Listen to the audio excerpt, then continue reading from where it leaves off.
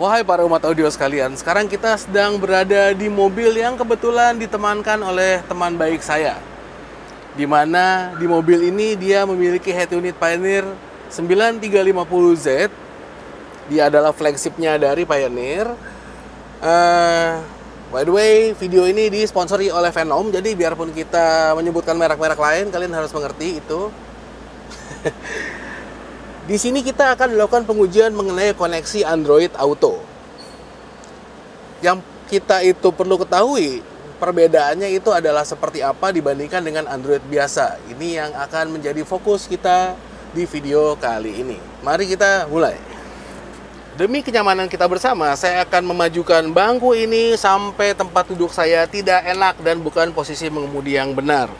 Demi kenyamanan kita bervideo sekarang agar segala sesuatunya bisa jelas terlihat. Ini adalah handphone saya, Samsung S9 Plus. Sudah tua, tapi kecil dan kekuatannya besar. Artinya dia sudah kalah generasi dari tahunnya dibandingkan dengan head unit Pioneer ini. Ini lebih baru daripada telepon saya. Cara kita melakukan koneksi untuk Android Auto adalah, pertama kita mesti melihat bahwa di telepon itu ada yang namanya kumpulan aplikasi yang bisa diakses melalui setting. Setting, terus kita masuk aplikasi, langsung kita klik Android Auto. Ini adalah Android Auto. Fokusnya sudah jelas ya. Oke. Kita melihat di sini bahwa semua notifikasi harus di-okekan. Seluruh permission harus di-okekan. Artinya, kalau kita tidak melakukan oke dan menentukan kita itu menggunakan bahasa yang mana, dia itu harus membangun database baru. Karena meskipun aplikasinya ada di sini, database-nya ada di unit. Mau itu bahasa, setting dan preference dan segala sesuatunya, harus itu diperhatikan. Saya belum pernah sama sekali nih, karena di mobil saya itu, mobil saya sendiri tidak ada Android. Saya tidak menggunakan mobil semewah ini hari-hari. Mau tahu mobil apa yang saya pakai? Itu mobilnya tuh.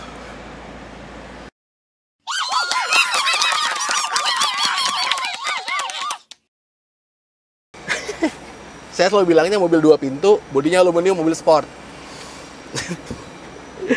Oke, kembali ke sini. Sekarang kita akan masuk ke dalam aplikasinya. Karena seluruh setting Android Auto sudah kita bereskan dan bahasa sudah kita sesuaikan dengan apa yang di handphone kita. Ini kita masukkan kabel USB-nya. Ini adalah USB yang terpisah. Karena USB standar punya mobil kita pasangkan masih ada di sini. Ini adalah USB yang direct langsung ke Pioneer. Karena sudah kita coba, kalau kita melakukan extension, Android-nya tidak mau connect. Jadi kita harus direct dengan head unit. Ingat, jangan sampai ada extension di antara kabel USB-nya. Langsung ke handphone, yang terjadi adalah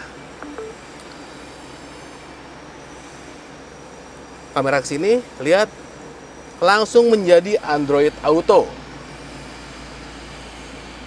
Ini selangkahnya cukup mudah sekali, bisa dilihat sesuai dengan penjelasan kita di video sebelumnya. Android Auto has stop. Oke. Segala sesuatunya itu gampang. Setelah masuk situ, kalian bisa aktifkan voice command dan segala macamnya. Tetapi, karena kabel yang saya gunakan ini adalah kabel jelek, saya itu mendapat informasi dari si pemilik mobil jika kabel yang dia gunakan itu adalah kabel dengan kualitas bagus dan high speed dan memiliki koneksi terbaru, grade-nya. Jadi tidak terputus-putus. Sebetulnya setelah kita melakukan koneksi dengan kabel, kita bisa melakukan koneksi dengan wireless. Cuman koneksi wireless itu kadang-kadang ada lag. Saya lebih suka menggunakan kabel. Jadi demikian ceritanya, cara kita menghubungkan Android device. Mohon maaf tidak bisa lebih lanjut. Nanti kita akan cari kabel lebih bagus untuk melihat isinya seperti apa. Tapi ini adalah gambaran kalau kalian itu menggunakan head unit flagship dari merek branded. Ingat, video ini disponsori oleh Venom. Wahai para umat audio sekalian, selamat datang kembali di channel Poison Store. Di video kali ini kita akan membahas mengenai kontroversi yang terjadi pada head unit Android. Atau lebih tepatnya, perbedaan antara head unit yang memang menggunakan Android OS secara independen dan mereka yang menggunakan Android Auto atau CarPlay. Apa sih perbedaannya? Di papan di belakang sudah kita siapkan Android OS atau Android Auto. Di sini perbedaan antara keduanya sudah kita jelaskan lebih detail lagi supaya para umat audio itu mengerti yang mana yang harus dipilih untuk dipasang di dalam mobil kalian.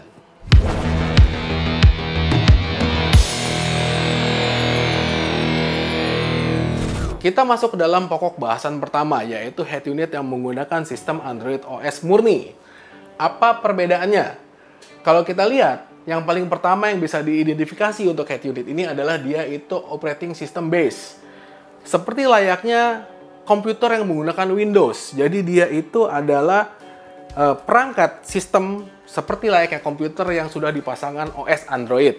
Jadi ibarat kata dia adalah sama seperti headphone, smartphone seperti ini maksud saya, yang bodinya itu dibikin seperti bodinya head unit dan juga memiliki fungsi dan fitur-fitur yang digunakan head unit untuk menjalankan speaker atau menerima input atau output video untuk kamera mundur misalnya. Jadi ini adalah perbedaan pertama. Dia itu bisa menjalankan sistemnya secara independen. Jadi tanpa menggunakan HP sekalipun, head unit sistem Android itu bisa bekerja tanpa kita perlu koneksi. Lebih lucunya lagi, saya pernah membayangkan seperti ini.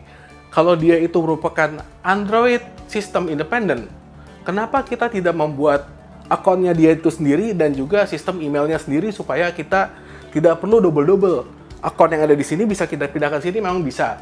Tapi alangkah baiknya kalau kita menciptakan sistem akun sendiri untuk sistem Android unit yang kita pasangkan di dalam kendaraan. Bukankah akan menjadi lebih efisien tentunya? Lanjut kepada perbedaan kedua dari head unit Android. Independen. Artinya di sini sebetulnya sama seperti layaknya komputer, kita itu bisa pasang software yang kita perlukan di dalam head unit seperti ini. Jadi kalau kita melihat head unit Android itu kan dari pabriknya suka datang dengan adanya aplikasi-aplikasi yang suka kita tidak kenal itu loh. Kok aplikasi musiknya seperti ini? Yang lebih kita kenal itu biasanya umumnya Spotify sudah terdapat dalam situ. Tapi aplikasi video player atau musik player kadang-kadang kita sudah ada pilihan yang kita bisa dapatkan di handphone dan kita bisa lihat, wah ini lebih bagus daripada yang terpasang di dalam head unit seperti ini. Jadi yang di sini bisa kita hapus dan bisa kita pasangkan sama seperti yang kita miliki di dalam handphone. Itu adalah perbedaan yang keduanya untuk head unit Android. Untuk bagian ketiga dari head unit Android, kita harus perhatikan. Kan tadi memang ada kemudahan untuk memasang aplikasi ke dalam head unit seperti ini nih. Tetapi kalian lihat dulu, yang kita butuhkan untuk memasang aplikasi dan ukurannya besar dan memiliki tuntutan RAM yang besar, kita harus lihat spesifikasi dari unitnya itu sendiri. Apakah dia memang memiliki prosesor yang bagus? Kalau kita lihat di komputer itu kan kita bisa pilih grade-nya itu dari i3, i5, i7 sampai i9 atau Intel Ryzen misalnya yang paling tinggi. Kalau kita lihat di sini, kalau kita menanamkan aplikasi tetapi prosesornya itu tidak bisa menjalankan atau RAM-nya kurang, itu sering terjadi Android-Android yang kelasnya harganya murah itu memiliki kesusahan untuk menjalankan aplikasinya dengan baik dan lancar. Ini harus diperhatikan bahwa head unit Android itu perbedaan terbesarnya spesifikasi yang terdapat di head unit itu sendiri, baik itu prosesor dan RAM-nya itu berbeda-beda, jadi jangan sampai salah pilih. Yang keempat nih, fitur yang paling membedakan head unit Android yang paling disukai oleh para umat audio sekalian, yaitu tanpa batasan. Bisa menampilkan video pada saat kendaraan bergerak. Ini memang ilegal untuk dilakukan. Jadi perhatikan, kalau head unit Android kalian itu memiliki fitur supaya kita bisa menampilkan hanya navigasi di layar utama dan menampilkan video-video hiburan di layar yang lain seperti roof monitor atau headrest monitor, itu harap dilakukan supaya kalian itu tidak kehilangan kendali mengemudi ketika melihat iklan yang nggak jelas.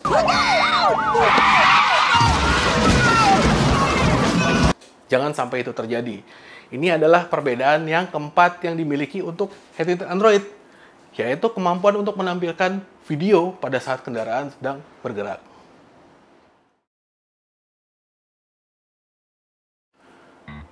Sekarang kita masuk ke dalam bagian kedua, head unit yang memiliki kemampuan Android Auto atau CarPlay. Ingat, Android Auto sama CarPlay itu berbeda. Meskipun konsep dua-duanya yang sama, Yang pertama itu dibuat oleh Google, yang satu itu dibuat oleh Apple. OS-nya juga berbeda untuk keduanya. Jadi handphonenya mahal yang mana atau bagus yang mana, silakan para umat audio pilih sendiri. Yang pertama adalah data streaming base. Head unit biasa pada umumnya, dia itu memiliki graphic user interface dari masing-masing manufakturnya. Jadi tanpa menggunakan koneksi apapun, dia sudah bisa berfungsi seperti layaknya head unit umumnya untuk memainkan USB, radio, dan juga lain-lain yang disediakan oleh icon-icon yang ada di dalam head unit seperti ini. Tetapi ada fungsi tambahan yaitu Android Auto atau CarPlay, yaitu kita harus menggunakan handphone dan dihubungkan secara wireless atau dengan menggunakan kabel kepada head unit itu untuk menjalankan fitur yang namanya Android Auto. Jadi Android Auto ini adalah aplikasi di mana kita itu menggunakan prosesor dari handphone. Jadi bedanya dengan yang pertama tuh, yang Android tadi, dia itu tidak butuh handphone, dia bisa jalan sendiri Androidnya. Kalau yang ini untuk CarPlay dan juga untuk Auto, dia harus pakai handphone nih. Tetapi batasannya adalah dia itu aplikasinya itu tidak bisa kita install sendiri. Dia itu terbatas dengan aplikasi yang diberikan oleh si Android Auto atau si CarPlay. Yang diutamakan adalah dia merupakan bantuan untuk melakukan pengendalian dan informasi di dalam kendaraan. Untuk bagian kedua dari Android Auto atau CarPlay, seperti yang sudah tadi kita sebutkan, dia itu memiliki pre-built application. Jadi lebih difokuskan kepada driver's aid dengan aplikasi yang dioptimalkan untuk berkendara. Lebih dioptimalkan itu untuk pengendara itu karena dia itu sebetulnya keperluannya untuk hiburan musik dan navigasi. Tidak bisa digunakan untuk menonton video. Karena memang sudah dihubungkan dengan hukumnya di sana gitu loh. Di sana itu kalau kita nyetir mobil tuh nggak bisa dan nggak boleh lihat video, itu bisa dipenjara. Kalau di sini sebetulnya juga aturannya ada. Seperti mainin handphone nih pada saat kita melakukan pengendalian kendaraan, itu juga bisa dipenjara sebetulnya. Tapi kan prakteknya beda. Kembali ke nomor 2 tadi, ini masih lanjut nih kepada fokus driver's aid. Kalau kita ingin melakukan koneksi secara terus-menerus dengan menggunakan handphone, tentunya yang ingin kita lakukan di dalam perjalanan itu adalah terus mendapatkan update dari notifikasi dan sebagainya mengenai apa yang terjadi di sekitar kita dengan menggunakan handphone seperti ini. Untuk menjauhkan tangan kita dari handphone, koneksi Android Auto dan juga CarPlay tersebut menampilkan notifikasi tadi di layar, dan sebetulnya keunggulan utamanya itu sebenarnya dia bisa ngomong gitu loh. Jadi dia ada assistant supaya dia itu bisa ngasih text to speech namanya. Teks itu dibacakan oleh sistem itu supaya kita itu bisa mendengarkan, oh ada berita ini atau ada notifikasi ini. Itu lebih diutamakan untuk si Android Auto tadi. Kemudian kita berbicara mengenai perbedaan ketiga nih. Dia itu untuk Android Auto, karena dia itu sistem dari manufaktur dia sendiri lebih efisien karena dia itu tidak memerlukan prosesor ARM yang sama atau Android base seperti yang di head unit Android untuk bisa bekerja, karena semuanya itu proses dilakukan di handphone. Selama kalian itu menggunakan kabel yang bagus kualitasnya ataupun koneksi WiFi yang lebih cepat. Jadi perhatikan bahwa kita tetap harus menggunakan handphone supaya kita bisa menggunakan Android Auto atau CarPlay. Itu untuk yang ketiganya. Untuk yang keempat nih. Nah, ini yang paling penting. Seperti yang kita jelaskan sebelumnya, bahwa head unit seperti ini, terutama untuk sistem Android Auto atau CarPlay, dia itu sebetulnya lebih diutamakan untuk assistance. Ada Google Assistant atau Siri dari CarPlay. Jadi kita lihat, kita itu bisa menggunakan voice command untuk memerintahkan si head unit itu menjalankan aplikasi seperti Spotify, atau Waze, atau Google Map, dan sebagainya yang terdapat di daftar aplikasi yang ada di Android Auto dan CarPlay ya. Itu tuh bisa kita panggil, dan bahkan untuk mapnya itu kita bisa melakukan text to speech juga gitu loh. Jadi, atau kita bahkan langsung ngomong, saya mau ke tempat A, saya mau ke tempat B, tolong carikan saya itu pom bensin terdekat atau bioskop terdekat. Get directions to Target in the Woodlands, Texas. target is 8 minutes from your location by car in moderate traffic. And we're on our way. Itu bisa kita perintahkan kepada head unit dan dia secara otomatis itu akan mengidentifikasi kata-kata kita dan kemudian menerjemahkannya kepada peta atau perintah lain yang ada di head unit seperti ini. Itu dengan menggunakan konektivitas Android Auto dan CarPlay.